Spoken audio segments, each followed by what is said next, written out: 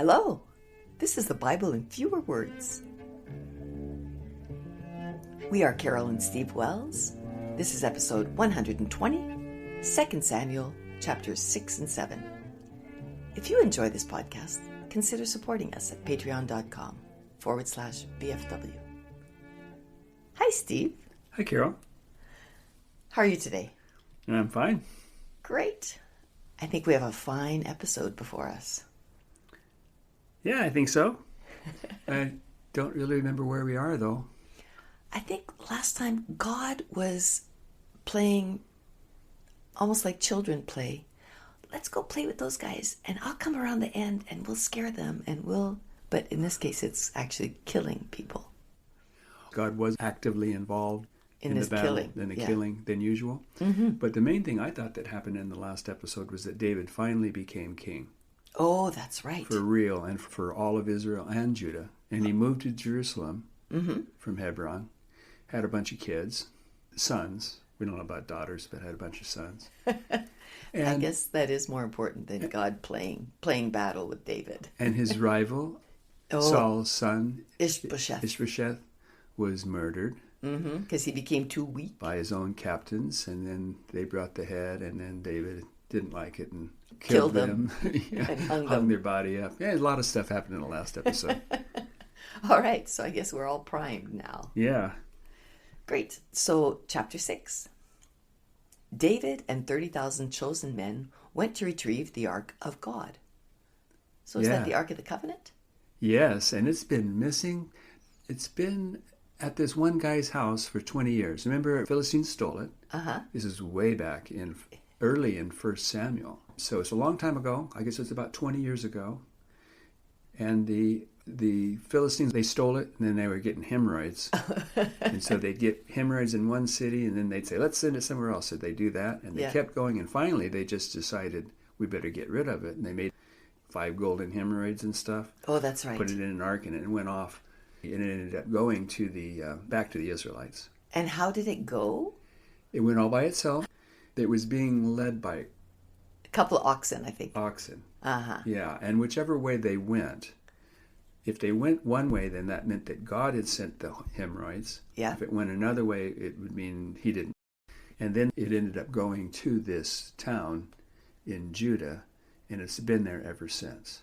And did the people in that town in Judah get hemorrhoids? Do we know? No, only the Philistines were getting hemorrhoids. That was a Philistine thing. I see. And then when the Philistines sent it to the Israelites, and it got back across the border, then the Israelites took the ark and they kept it at this guy's house, and it's been there ever since. Nobody had the guts to go get it to test. I don't know. It's been there since. Okay. So they're going to go get it now. All right. So when they arrived at the house of Abinadab, I guess it was parked at Abinadab's house, they set the ark on a cart driven by Uzzah and Ahio. David and everyone in Israel played before the Lord with every kind of musical instrument. Oh, so it's like a parade. It's a parade, yeah. While carrying the ark, the oxen stumbled, causing it to fall. Uh-oh. To keep the ark from being damaged, Uzzah touched the ark. For some reason, I think that is not a good thing. For some reason, I would think it would be a very good thing. They were doing all this crazy dancing and carrying on and stuff. It was on a cart. It would uneven. So it'd be easy to fall off. And so it was falling, so some guy tried to keep it from falling. I would not think that would be a problem. I don't either. But the reason you think it would be because you know what's going to happen. So verse 7 says, so God killed him. Yeah. So God killed the guy, Uzzah, for trying to keep the ark from falling. Yeah, that seems crazy. Verse 8. David was displeased with God's killing of Uzzah, but he was also afraid of God. He has conflicting emotions now. So David decided not to bring the ark to Jerusalem after all. He brought it to the house of Obed-Edom, the Gittite, instead. That's a funny name. Yeah. Obed-Edom, I think it is. Obed-Edom. Anyway, he brought it to this guy's house instead. So he brought it there, and it sounds like he brought it there because, hey, we're kind of done with this. God's killing people that touch it. Let's get rid of this thing. Yeah, first time God was giving people hemorrhoids, or the Philistines right. hemorrhoids. Now he's killing people who try to protect it when it tries to fall. So I think David was really upset, and he decided, let's just park it someplace. Yeah. So he did that. And then Verse 13. During the journey, they sacrificed an ox and a fat calf every 6 steps. Every 6 steps. While David danced nearly naked with only a linen ephod covering him. Yeah, Okay. Picture that. So it's like a little Speedo. I guess, but I think it's not really because a Speedo is pretty well attached, right? This just flops up. When he gets excited, it just, So he's flashing people. That's what he's doing. Oh my gosh. Yeah, and the really weird, there's so many weird things about this, but sacrificing an ox and a calf every step. Every 6 steps. Oh, sorry, every 6 steps. You I just kind of stop. looked this up, and it turns out that the Obedad, or this guy's house, Yeah. is about 17 kilometers or something like that. Okay. So they would end up sacrificing several thousand oxen calves. Oh, an ox and a fat calf. Yeah, Oh my gosh. yeah. And did they even have enough people around were they eating that, or were they just... I don't know. Okay. It doesn't say so much because before they said that they brought, 30,000 people or something? Oh, yeah. But then this is 3 months later, so who knows? Yeah. Okay. So that's just, we're going to put that down as bizarre and wasteful. And cruel, right? You're killing all those animals. And David's going to get kind of tired. Does he dance through the whole thing, through the ox barbecue and the... We don't know. All right, so verse 16. When David's first wife, Michal, and when we call her Michal like that, I get confused and think she's a man. Yeah, she's not. She's not. She's Saul's son, the one that he bought for 200 Philistine Saul's daughter. Saul's daughter, yeah. Saul's daughter that he bought for 200 Philistine foreskins. Oh, yes, a very special woman. And then Saul gave her away, and then he got her back. Yeah.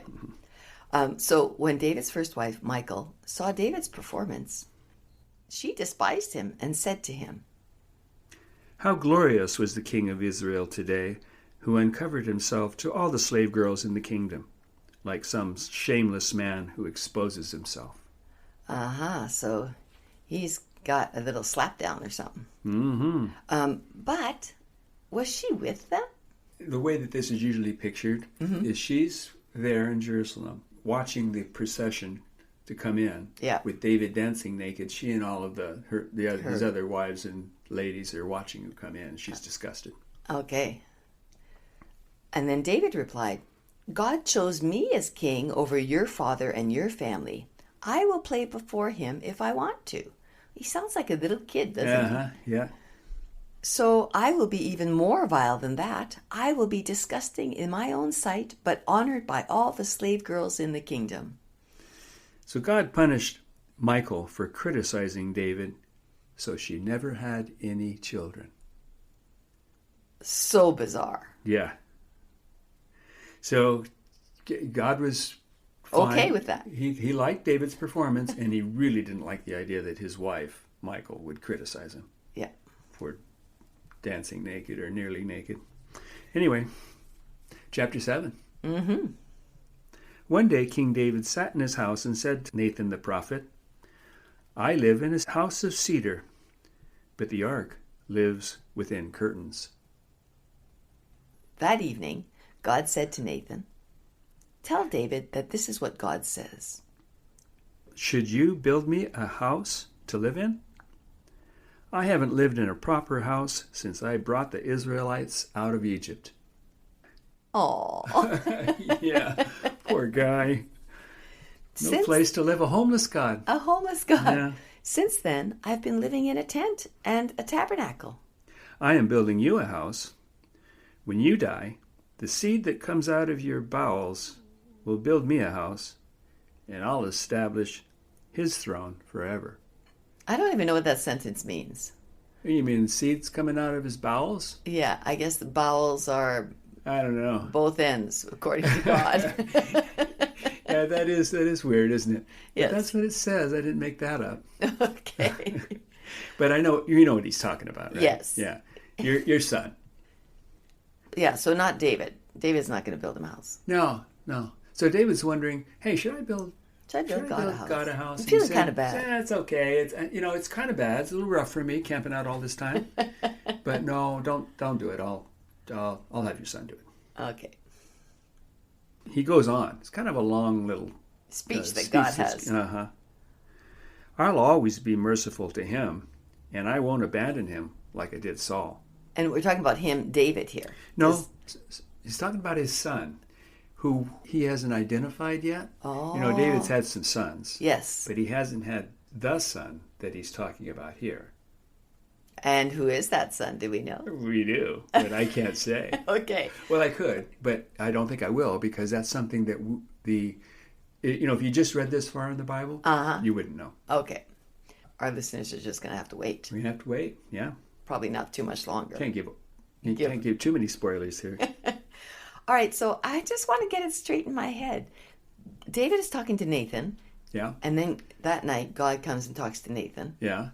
And then now all of a sudden, God is talking to David. Well, no, not sort of, but he's talking to David through Nathan. Oh, so he's telling Nathan, say this to David. This, yeah. Okay. God. I'll always be merciful to him, his son, and I won't abandon him like I did Saul. Your house, kingdom, and throne will last forever. And Nathan told him what God said. David sat in front of God and said, You're great. There aren't any gods like you, at least not any that we've heard about. You said you'd build a house for me, so I decided to say this prayer to you.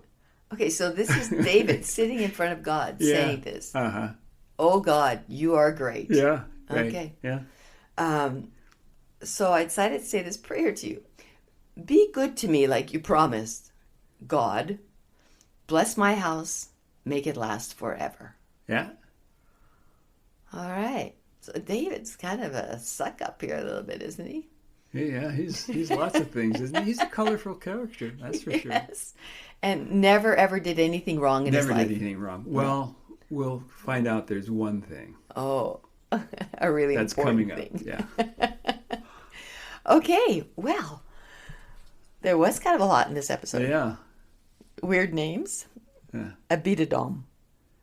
I think that's it. Abidadom or Abidabom. Or is it Abidabom. Oh, you're right. Okay. These biblical names are hard to deal with. Yes. Okay, well, listeners, thanks for sticking with us. And thanks, Steve. Uh-huh. Bye-bye. Bye.